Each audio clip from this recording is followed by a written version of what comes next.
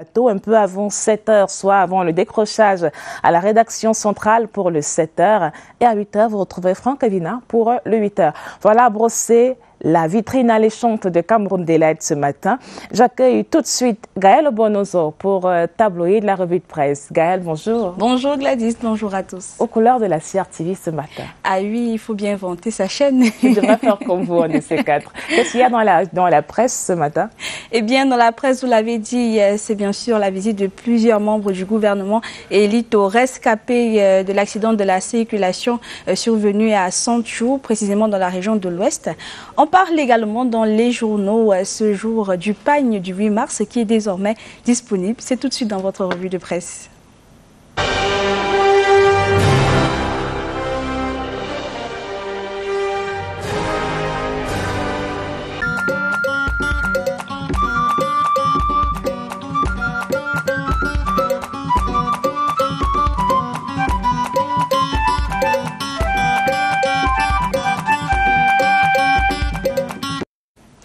Bonjour à tous, c'est ravi de vous retrouver pour votre revue de presse quotidienne. Nous sommes le mardi 2 février 2021. Merci de nous retrouver une fois de plus.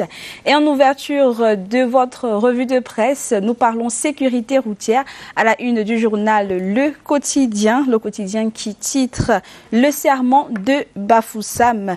Selon le journal, elles sont 8 ces recommandations qui ont été arrêtées hier lundi 1er février 2021 à Bafoussam à l'issue d'une séance de travail du ministre des Transports, Jean-Ernest Masséna-Ngale Bibéa, avec le gouverneur de la région de l'Ouest, son état-major, les préfets de cette partie du Cameroun. La réunion avait pour objectif de prendre des mesures pour mieux coordonner les opérations de contrôle et de sécurité routière menées par toutes les administrations publiques concernées pour lutter efficacement contre le transport clandestin et pour la régulation des voyages de nuit.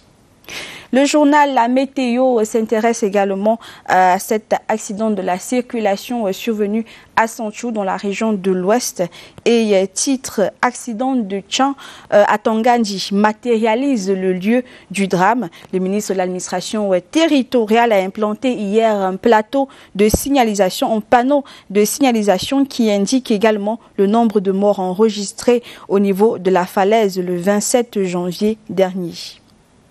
Dans la même logique, le journal La Flèche d'Afrique titre également Célestine Ketcha Cortés, l'ami due au chevet des rescapés du drame de la falaise de Santhiou. La ministre de l'Habitat et du Développement urbain a également rendu visite aux blessés de l'accident dramatique de la falaise de Santhiou qui a arraché la vie à 53 Camerounais pris en charge sous haute instruction du chef de l'État, aussi bien à l'hôpital régional de Bafoussam que dans les formations sanitaires de la ville de Tchan.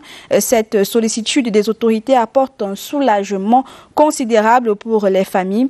Elle a également accompagné les autorités régionales et locales dans toutes les démarches entreprises à l'occasion, tant sur le plan administratif que traditionnel, afin qu'une telle tragédie ne se produise plus jamais dans la Ménois et dans le pays. Autre actualité, c'est à la une du journal Cameroun Tribune qui titre « Désarmement, démobilisation, réintégration, les voies de la réinsertion dans les 3 centres ouverts à Bamenda, Aboya et Moura. Une multitude d'opportunités sont offertes aux jeunes repentis, des activités agro-pastorales à l'informatique en passant par la couture, la mécanique, l'artisanat. » Et Cameroun Tribune annonce également que le pagne du 8 mars est disponible, journée internationale de la femme, un peu plus d'un mois avant le 8 mars. L'on affirme effectivement que la plupart des pagnes sont déjà vendus et il reste encore une grande quantité de pagnes à vendre à l'occasion de la journée internationale de la femme.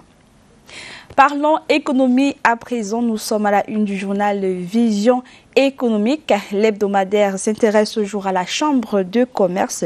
Chronique d'une mort programmée pour mauvaise gestion.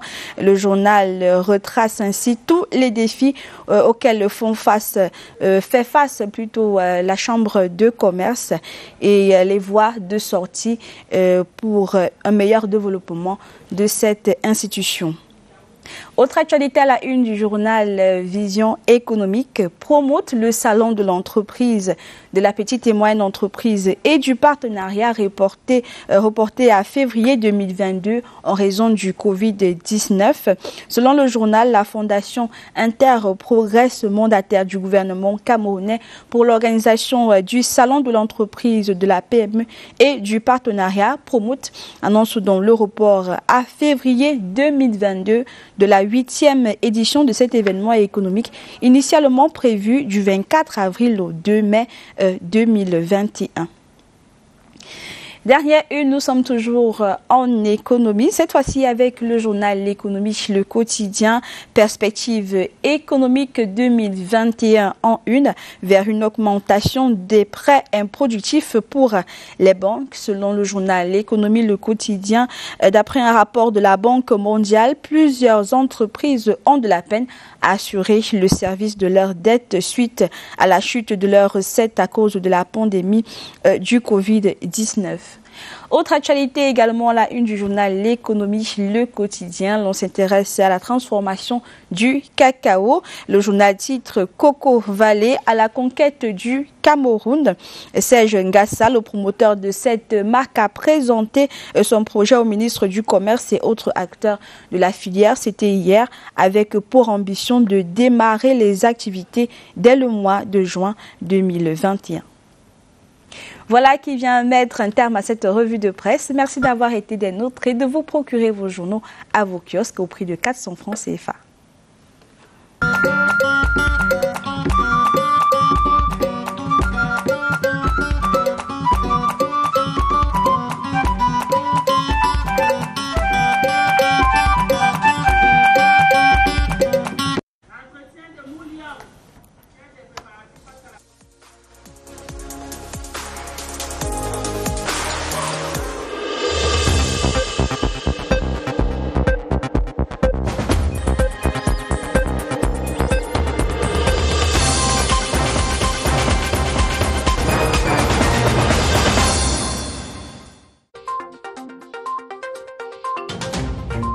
Some 19 members of parliament of the West region, headed by the Vice President of the National Assembly, Honorable Theodore Datu, Monday visited the survivors of the Chang accident. The survivors are receiving treatment at the Bafoussam Regional Hospital and Chang District Hospital. The members of parliament have comforted them and wished them a speedy recovery. The first stage of the special recruitment of 2,200 elite soldiers across the national territory has begun in Ebolova. This special recruitment comes on the heels of a press release from the Ministry of Defense on the 7th of December 2020. The 55th edition of the National Youth Day will be celebrated on February 11, 2021 under the theme Youth, Resilience, Challenges and Opportunities in Times of COVID-19. Over 150 exhibition stands are already being put in place at the Youth Village situated at the National Museum in Yaoundé. At these stands, youth will showcase their capabilities in diverse fields. The Secretary of State at the Vatican, His Eminence Pietro Cardinal Parolin, Monday enlightened some students of the Cardiff University of Central Africa, Corbisson in Yaoundé, under the theme, Vatican Diplomacy at the Service of Peace and Justice in Africa and the World. His Eminence Pietro Cardinal Parolin, Monday also officiated a Mass at the Carmelite Sisters Chapel at the Marie Mediatrice Parish, Etudi, and also visited the Marial Sanctuary.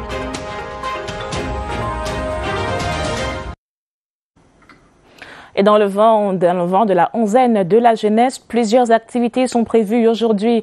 Au musée national, par exemple, aura lieu l'ouverture du village jeunesse qui est couplé à une foire promotionnelle pour exposer les initiatives et la créativité des jeunes.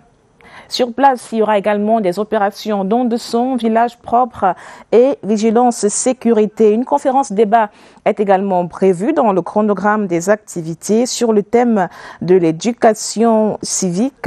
Et demain, 3 février, une autre conférence portera sur le volontariat. Plusieurs conférences sont ainsi déroulées jusqu'au 11 février, jour de la 55e fête de la jeunesse, 55e édition dont nous parlerons sur ce plateau avec notre invitée Henrietta Ngong qui nous vient de la cellule de communication du ministère de la Jeunesse et de l'Éducation civique. Autre événement qui se prépare, autre marronnier qui se prépare activement, c'est la Journée internationale de la femme.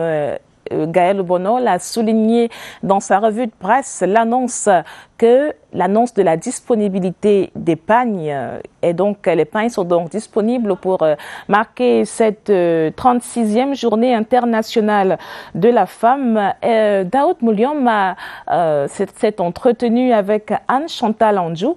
Elle est la directrice de la promotion économique de la femme au MINPROF pour faire le point des préparatifs dans un contexte particulier de Covid-19. Entretien avec, c'est tout de suite.